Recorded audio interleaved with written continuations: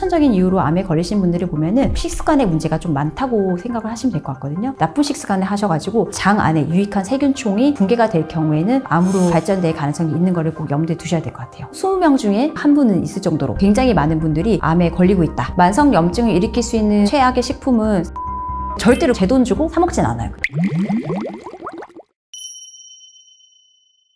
아직도 암이 무서운 이유는 말 그대로 암이 정복이 되지 않아서인 것 같거든요. 그리고 암이 발병률이 너무 많다 보니까 80세까지 산다고 쳤을 때 그 나이쯤 되면은 3분의 1 이상이 10분 중에서 한 3분, 4분 정도는 암에 걸려 있더라. 이제 한국인의 사망 원인 1위가 일단 암입니다. 그래서 암 자체가 불치병이라고 말을 했듯이 치료 자체가 완벽하진 않기 때문에 그래서 암이 무섭지 않나 싶습니다. 암 발병률은 꾸준히 증가를 하고 있어서요. 실제로도 수명이 늘어난 것도 이유가 있을 것이고 그 다음에 진단 자체가 또 너무 잘 돼서 그런 것도 있고 기타 등등 여러 가지 거를 다 합쳤을 때 암 환자분들이 25만 명이 훨씬 넘는 걸로 지금 추산이 되고 있거든요. 급증하는 암 발생의 원인은 수명이 는 만큼 식사를 더 많이 하게 되고 즉 그 말은 내 입안으로 중금속이라든지 독성 물질에 노출이 된 그런 음식들을 또 먹게 될 수밖에 없고 이런 것들과 다 복합적으로 연관을 했을 때 만성염증이라는 작용이 점점 누적되는 결과물이지 않나 생각을 하고 있습니다. 네. 만성염증은 말 그대로 내가 오래 살기 때문에 만성적으로 어떤 나쁜 거에 노출이 되어서 염증 반응이 일어나는 거거든요. 그러니까 급성 반응은 한때 이벤트로 사라지는 거지만 이런 급성 반응들이 정말 누적이 되고 누적이 되면은 만성염증으로 가는 거죠. 꾸준히 내 세포들 하나하나에 나쁜 타격감을 주는 식습관을 가지고 있고 나쁜 생활습관을 하고 있다. 그러면 그거 모든 행위가 다 만성염증으로 이어지기 때문에 우리 몸 안에는 굉장히 많은 혈관들이 거미줄처럼 이어져 있잖아요. 그 혈관들이 먼저 타격을 입는 거죠. 혈관들이 다 좁아지고 수축을 하고 혈압도 오르고 그 과정에서 나쁜 세포에 노출되는 시간이 길어질 수밖에 없는 게 혈류가 되게 천천히 흐르게 되는 거죠. 피도 끈적끈적해지고 그런 모든 과정들로 인해서 결국에는 만성염증이 점점 더 악화되는 거죠. 악순환으로 인해서 결국 암이 생기지 않나 생각됩니다.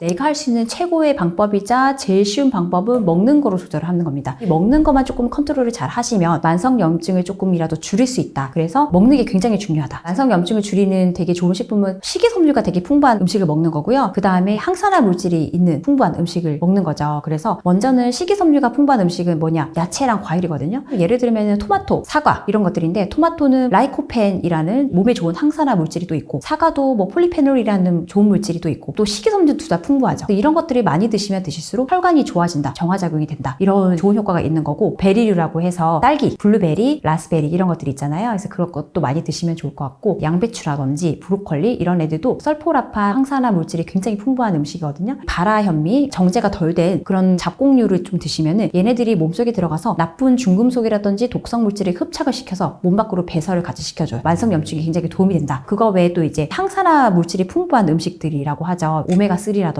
들기름이나 깨 이런 거 몸에 좋은 올리브 오일이 들어간 요리를 한 식품들 이런 것들을 드시는 것도 좋은 기름을 만드는 방향으로 가기 때문에 우리 혈관 속의 상태를 개선시킨다라고 생각을 하시면 될 것 같습니다. 이 음식들이 왜 어떻게 만성염증에 효과가 좋냐? 말 그대로 만성염증은 일단 첫 번째가 제일 중요한 게 혈관을 좋게 만들어야 되거든요. 혈관이 좋아야지 우리 몸속의 세포들이 구석구석 산소를 예쁘게 잘 전달을 하고 노폐물을 또 배설을 시켜서 나가고 이런 작용을 하는 거고 식이섬유가 풍부한 음식을 먹으면 몸에 나쁜 성분들을 빨리빨리 배출시켜주는 효과가 있어서 유해 물질에 노출되는 시간을 줄여주기 때문에 결국에는 혈관이 또 좋아지는 거고요. 그 다음에 항산화 물질이 풍부한 음식을 또 먹으면 산화되는 거를 막아주기 때문에 모든 음식들이 산패되는 과정에서 나쁜 성분들이 막 나오기 마련이거든요. 이런 것들을 막아주는 그런 물질들을 가지고 있는 항산화 물질이 풍부한 음식들을 드시면 산패 과정도 막고 산화 과정도 막아주면서 만성염증 작용을 줄여주는 역할을 한다고 보시면 될 것 같아요. 그리고 이제 몸에 좋은 기름 성분 오메가3라든지 들기름이나 불포화 지방산이 풍부한 그런 음식을 드시면 우리 혈관 안에서 나쁜 기름을 좀 쫙쫙 빼주는 그런 역할을 하는 거죠. 그래서 나쁜 콜레스테롤은 낮춰주고 좋은 콜레스테롤은 올려주는 방향으로 가면 결국에는 혈관 속이 튼튼해진다. 혈액이 물 흐르듯이 흐르게 되고 끈적끈적하게 고이는 상태가 아니게 되는 거죠. 과일이나 야채 같은 경우는 생으로 섭취를 대부분 하는 게 좋다고 아마 아실 거예요. 그래서 주스로 드시는 거는 별로 안 좋아요. 왜냐하면은 갈아서 먹는 것 자체가 소화를 너무 잘 되게 하기 때문에 혈당 수치를 급격하게 올리거든요. 턱관절을 씹음으로 해서 뇌에도 뇌신경에도 전달을 주고 그렇게 하면서 뭔가 각성을 주면서 세포들이 조금 하나하나 하나씩 일을 하게 도와주는 게 좋거든요. 환자라든지 이빨이 안 좋으신 분들은 그렇게 먹을 수밖에 없겠지만 웬만하면은 이제 씹어서 먹는 걸 저는 추천드리고, 토마토 같은 경우는 라이코펜이라는 성분이 있어서 지용성과 작용을 되게 잘하기 때문에 고온에서 특히 기름을 넣어서 음식을 할 경우에 흡수가 더 잘 된다고 되어 있거든요. 브로콜리 같은 경우에는 한 3, 4분 정도 끓는 물에 데쳐가지고 먹으실 경우에 영양성분 흡수가 잘 된다고 되어 있거든요. 음식들 특징에 맞게 요리를 해서 드시면 좋을 것 같아요. 그리고 이제 불포화 지방산이 풍부한 견과류 같은 거, 땅콩이라든지 호두, 아몬드 이런 것들도 우리 몸에 있는 나쁜 콜레스테롤을 낮춰주고 좋은 콜레스테롤을 올려주는 좋은 역할을 하고 있기 때문에 하루에 한 줌 정도 해서 적정량 드시는 게 되게 좋다고 되어 있거든요. 다만 이제 견과류 같은 경우는 산패가 될 경우에는 아플라톡신이라고 해서 곰팡이 독소가 나올 수 있어서 유통기한을 꼭 지켜서 먹으셔야 돼요. 그래서 오래된 경우에는 그냥 과감히 딱 버리셔야 되고, 보관을 하실 때는 밀봉하셔서 냉동고에 보관을 하시고 되도록이면 이제 6개월 안으로 꼭 드시라고 되어 있거든요. 만약에 상온 보관을 하셨을 경우에 뭔가 쩐내가 난다, 그럴 경우에는 돈 아까 하지 마시고 무조건 버리셔야 됩니다. 의외로 이제 만성염증에 효과가 있는 음식이라고 하면 다크초콜릿이라고 해서 항산화 물질이 많기 때문에 만성염증에 좋다라고 되어 있어요. 근데 다만 조심하셔야 될 거는 과도한 섭취는 당 수치의 증가로 이어지기 때문에 적정량을 드시는 게 굉장히 좋을 것 같습니다. 네.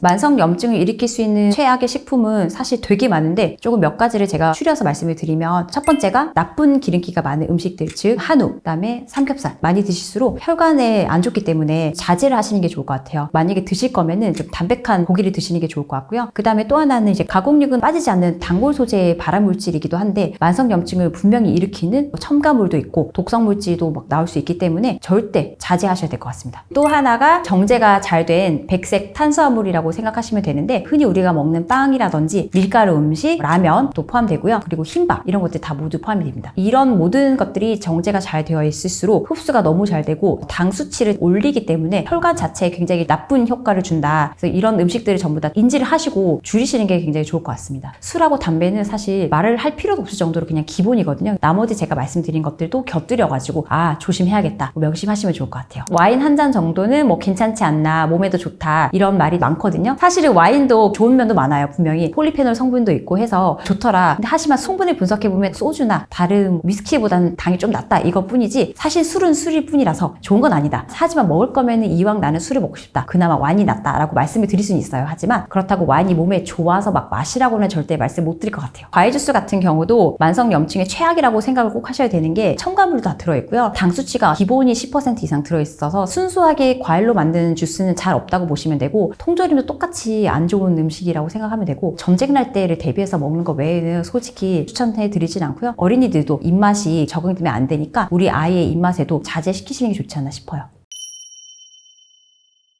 물만 많이 먹어도 만성염증을 줄일 수 있다. 절반은 이게 맞는 말이거든요. 수분을 많이 먹어야지 우리 인체 정화작용이 잘 일어나기 때문에 혈액순환도 빨리빨리 잘 되는 거고, 소변 배출도 잘 돼서 노폐물도 빨리빨리 내보내는 거고, 그런 식이기 때문에 물을 많이 드시면 일단 혈관에 좋습니다. 하지만 여기서 또 주의할 점은, 과다한 물의 섭취는 부작용을 일으킬 수 있기 때문에 권고하는 양은 1.5에서 2리터 정도. 보통은 이제 WHO에서도 이제 권고사항이 있는데, 적정량을 마셔라. 체중에 0.03을 곱해가지고 마시는 거죠. 그래서 내가 만약에 50kg 성인 여자다 그러면은 거기다가 50 곱하기 0.03해서 1.5리터가 하루 적정량인 거고, 내가 70kg 성인 남자다 그러면은 곱하기 0.03을 하면은 한 2.1리터가 되는 거죠. 그래서 같은 성인이어도 내 몸에 맞는 양을 항상 드셔야지, 너무 많은 양을 또 드시면은 이게 세포가 불어버려서 잘못하면 터져버린다. 혈액이 너무 밍밍해지는 거죠. 밍밍해지면은 저나트륨 혈증이라고 해서 우리 뇌세포가 부종이 생길 수가 있고요. 너무 심해지면은 의식이 혼미해지든지, 굉장히 급격하게 많이 마시면 절대 안 되고요. 그래서 하루에 24시간 동안 잠자는 시간 빼고 대충 한 16시간 동안에 한 8컵 정도로, 그러니까 한 컵에 한 200ml라고 보시면은 그걸 한 잔씩 조금 나눠서 드시는 게 좋을 것 같아요. 네. 만성염증을 줄이기 위해서는 물 많이 마시는 것 외에도 운동이 되게 중요하고요. 운동을 하면 당연히 혈액순환이 되게 잘 되거든요. 그러니까 노폐물도 배출시키고, 그럼 결국에는 혈관에 좋은 작용을 하기 때문에 그런 맥락으로 꼭 이해를 하시면 좋을 것 같고, 그거 외에도 잠도 잘 자야 된다. 잠을 잘 자야지 우리 몸 안의 혈관 속의 노폐물들이 잘 배출이 되는 준비 과정을 하는 거거든요. 내 몸 안의 내장 기관들도 잠을 자야 돼요. 잠 잠자기 전에는 최소한 4-5시간 전에는 먹는 것부터 해가지고 좀 자제를 하시고 물 같은 경우도 적정량만 드시는 게 좋을 것 같습니다. 아무리 이제 건강을 해도 암에 걸리는 거는 뭐냐 이런 말들이 있는데 사실은 암에 걸리는 이유는 유전적인 요인하고 후천적 요인이 있잖아요. 근데 유전적 요인은 되게 일부에 불과하고요. 후천적 요인은 사실 살아가면서 둘러싸여 있는 환경에 의해서 생기는 거라서 이 후천적 요인은 내가 내 스스로 과하는 게 되게 많거든요. 그래서 제일 이제 흔하게 쉽게 생각하면 먹는 것도 그렇고 그다음에 운동 안 하는 것도 그렇고 뭐 이런 것들 생활 습관인데 먹는 게 되게 관련이 많은 게 우리 몸 안에 면역 기관의 거의 70%가 장 안에 있어요. 장내 세균이 되게 중요한데 내가 먹는 거가 바로 장으로 가잖아요. 식습관이 엄청나게 큰 영향을 끼친다. 후천적인 이유로 암에 걸리신 분들을 보면은 식습관에 문제가 좀 많다고 생각을 하시면 될 것 같거든요. 나쁜 식습관을 하셔가지고 장 안에 유익한 세균총이 붕괴가 될 경우에는 암으로 발전될 가능성이 있는 거를 꼭 염두에 두셔야 될 것 같아요. 대한민국 의료는 지금 제 기준에는 거의 세계 최고 수준인데 이것만 잘 이용을 하시면 말 그대로 모든 암을 초기에 발견을 잘 할 수 있지 않나 싶거든요. 그래서 실제로도 우리나라 국민들이 많이 걸리는 5대 암도 건강검진만 잘 하시면 되게 빨리 잘 발견을 잘 하고 있고요. 많은 분들이 위암 같은 경우도 조기에 발견을 잘 하셔가지고 내시경적으로 절제를 한다든지 아니면 부분 위 절제술 이렇게도 빨리빨리 발견이 잘 되고 유방암 같은 경우도 환자분들이 정말 많아요. 이분들이 꾸준히 저한테 오셔갖고 검진을 잘 받았기 때문에 현대의학의 힘을 빌어서 유방 초음파를 통해서 나쁜 혹들이 다 발견이 빨리 되신 거고요. 그걸로 인해서 암 환자가 될 뻔했던 분들이 다 예방이 되더라. 현대의학만 잘 활용을 잘 하시면 크게 무서울 게 없지 않나 싶고요. 플러스 과학의 힘이었고 그거는 또 하나는 내 스스로 기본적인 값으로 내가 스스로 먹는 것과 운동과 이런 생활 습관, 잠 잘 자고 이런 기본적인 것까지 유지를 같이 통합적으로 잘 하시면 건강한 생활 늙어 죽을 때까지 크게 암 걱정은 없지 않나 싶습니다.